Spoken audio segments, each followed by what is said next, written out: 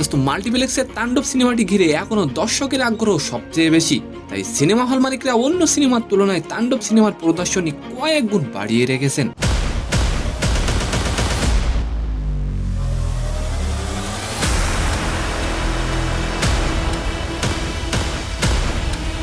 দোস্ত আর এরই মধ্যে শোনা গেল তাণ্ডব সিনেমার এইচডি কপি নাকি ছড়িয়ে পড়েছে ইউটিউব সহ বিভিন্ন সামাজিক যোগাযোগ মাধ্যমে।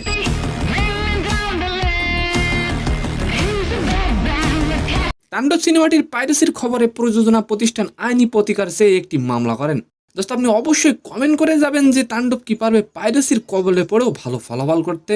দোস্ত শাহরিয়ার শাকিদের করা সেই মামলার পরিপ্রেক্ষিতে গোয়েন্দা পুলিশ সন্দেহভাজন 3 জনকে গ্রেপ্তার করে।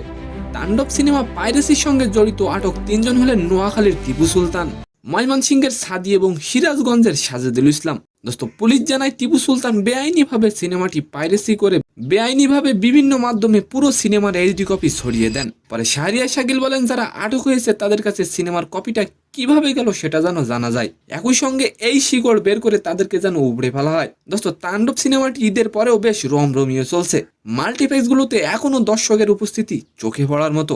এদিকে তাণ্ডব সিনেমা মুক্তির 7 দিনের মাথায় 5 কোটি টাকা ইনকাম করে ফেলেছে। এখন সময়ই বলে দেবে তাণ্ডব সিনেমাটি মোট কত টাকা ইনকাম করতে পারবে।